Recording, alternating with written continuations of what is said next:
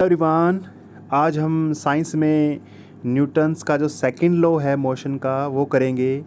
बहुत ही ज़्यादा इम्पोर्टेंट है ये, वेरी वेरी वेरी इम्पोर्टेंट आपका ये टॉपिक है जो आगे की कक्षाओं में क्लास में काम आएगा। बहुत ज़्यादा इम्पोर्टेंट टॉपिक है ये। तो Newton second law of motion करने से पहले आपको मोमेंटम पढ़ना ज़रूरी है। मोमेंटम के मैंने कल न्यूमेरिकल भी करवाए थे आपको। मोमेंटम करना ज़रूरी है, ठीक है। तो न्यूटन का जो लॉ है ये क्या बतलाता है कि कोई भी वस्तु है ना उसके ऊपर जो फोर्स लगाते हैं ना, जो भी फोर्स लगाते हैं बाहर से, इम्बैलेंस फोर्स लगाते हैं, इम्बैलेंस, तो वो है ना वो डायरेक्टली प्रोपोर्शनल होता है किसके?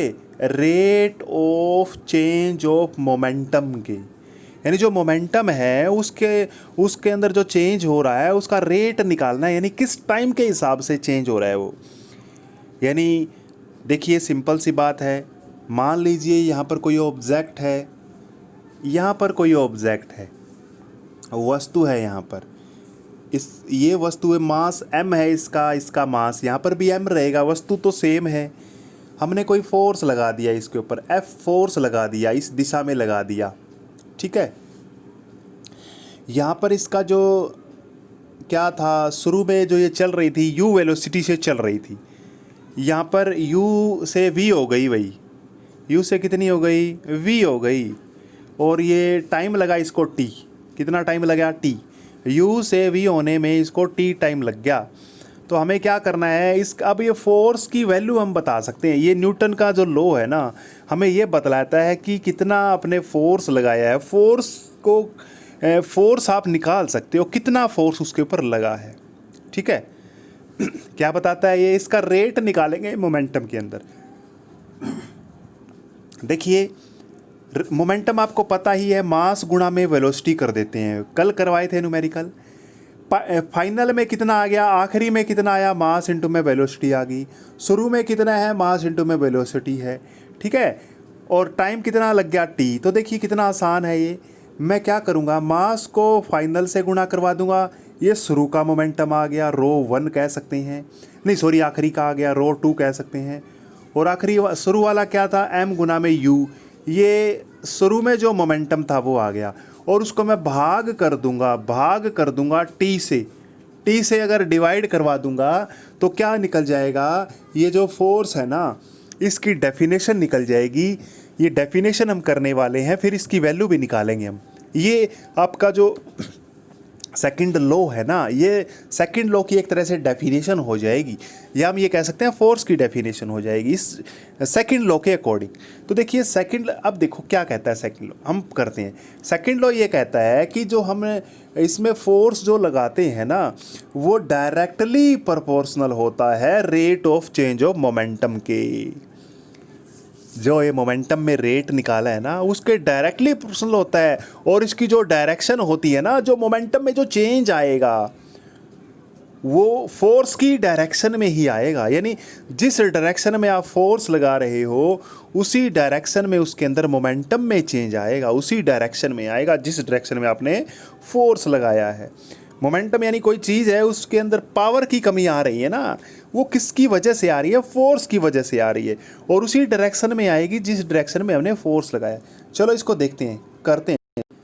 देखिए डेफिनेशन क्या है, इसकी स्टेटमेंट क्या है? Rate of change of momentum of an object, किसी भी ऑब्जेक्ट है उसके अंदर जो मोमेंटम के अंदर जो चेंज आता है उसका रेट की बात कर रहा हूँ मैं। चेंज की बात नहीं कर रहा, उसका रेट जब भी आता है बच्चों, कभी भी रेट की बात हो जाए ना तो डिवाइड में हम टाइम करते हैं। क्या करते हैं? टाइम। तो वो क्या होता है? Is directly proportional to the applied unbalanced force. वो जो फोर्स आप लगा रहे हो उसके डायरेक्टली प्रोपोर्शनल होता है। यानी अगर आप ज़्यादा कर दोगे तो ज़्यादा हो जाएगा, कम करोगे तो कम हो जाएगा। In the direction of force, जिस डायरेक्शन में आप फोर्स लगा रहे हो उसी डायरेक्शन में मोमेंटम में चेंज आएगा। बस मैथमेटिकली हम कर सकते हैं इसको। मान लीजिए कोई वस्तु है बच्चों, देखो ये मैंने जो करवाया है ना पीछे अभी, वो मास वाली बात करी है, वही हम बात करने वाले हैं। मान लीजिए कोई ऑब्जेक्ट है, कोई वस्तु है, उसका मास m है, उसकी शुरू में चल रही थी वो वस्तु u मीटर पर सेकंड से चल रही थी भाई, किससे? u मीटर पर सेकंड। अब जब हमने फोर्स लगा दिया तो उसकी अंतिम में क्या हो गया, v हो गई। u से मतलब शुरू में 10 थी, फिर 40 हो गई, 40 मीटर पर सेकंड हो गई, पहले 10 मीटर पर सेकंड थी। हो सकता है कम भी हो जाए, कोई ज़रूरत नहीं है, मतलब नेगेटिव भी हो सकता है। पहले 40 थी, फिर हमने फोर्स अपोजिट डायरेक्शन में लगाया है तो 10 मीटर पर सेकंड हो गया। तो ये ऐसा भी हो सकता है, नेगेटिव में भी हो सकता है, ठीक है, याद रखना है। अब देखो आगे क्या करना है, v निकाल लिया, u निकाल लिया। अब इसका हम वो निकाल लेते हैं, मोमेंटम निकाल लेते हैं। शुरू में कितना मोमेंटम था, आखिरी में कितना आया। आपको पता ही है, कल बहुत सारे न्यूमेरिकल किए थे हमने। शुरू में मोमेंटम कितना आया बताओ मुझे। हाँ यस, m गुना में v u आ जाएगा। आखिरी में कितना है, ρ2 है, ये ρ1 ρ2 कर दिया तो m गुना में v हो जाएगा। चेंज कितना आया, चेंज यानी फाइनल मोमेंटम में से शुरू वाला माइनस कर दिया, ये आ गया। अब रेट निकालना है हमने, रेट का मतलब टाइम से डिवाइड कराना है। चेंज मोमेंटम में कितना टाइम लगा, t टाइम लगा था मान के चलिए, तो हम t से डिवाइड करा देते हैं। तो सपोज कर लेते हैं हम t टाइम लगा है इसको करने में, चेंज करने में। देखो एक बार t से डिवाइड करा दिया। अब बच्चों एक चीज़ आपने पढ़ी है, एक्सेलरेशन पढ़ा है ना, क्या पढ़ा है आपने, v minus you divide by T. यही तो डेफिनेशन है एक्सेलरेशन की।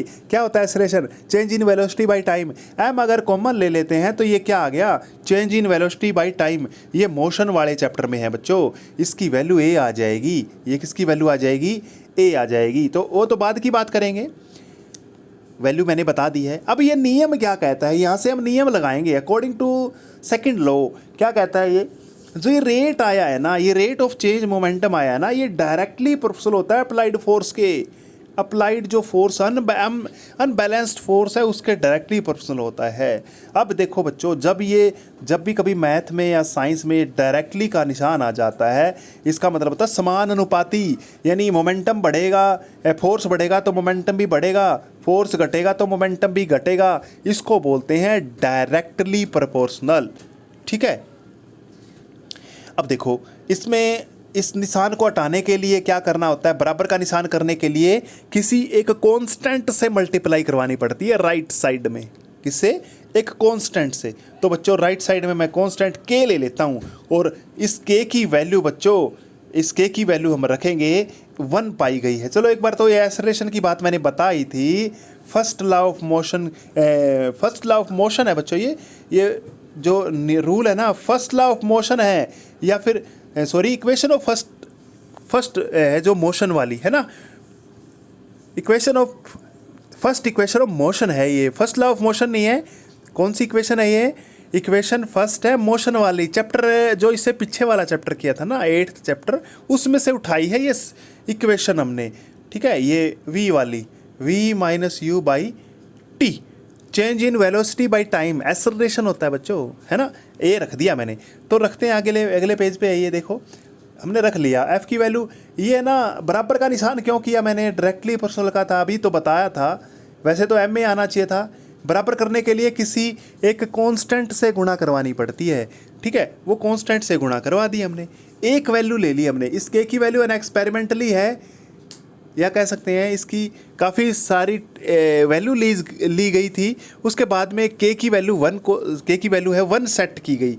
ये कह सकते हैं k की वैल्यू 1 है यहाँ पर, तो k की वैल्यू 1 आएगी तो f की वैल्यू क्या आ जाएगी, ma। याद रखना है f की वैल्यू कितनी आ गई, ma। Very very very important है। अच्छा, इसकी यूनिट निकालेंगे। SI यूनिट तो भाई न्यूटन के नाम के पीछे ही है, न्यूटन होती है। SI यूनिट तो न्यूटन है, लेकिन हम अगर इसकी यूनिट के हिसाब से निकालें, f की वैल्यू होती है मास गुणा में एक्सेलरेशन। मास की क्या होती है, kg होती है, और एक्सेलरेशन की मीटर पर सेकंड स्क्वायर होती है, स्क्वायर। क्योंकि एक्सेलरेशन क्या होता है, वेलोसिटी के नीचे टाइम ही आता है ना, तो वही तो बात है। इतना ही करेंगे आज, थैंक यू।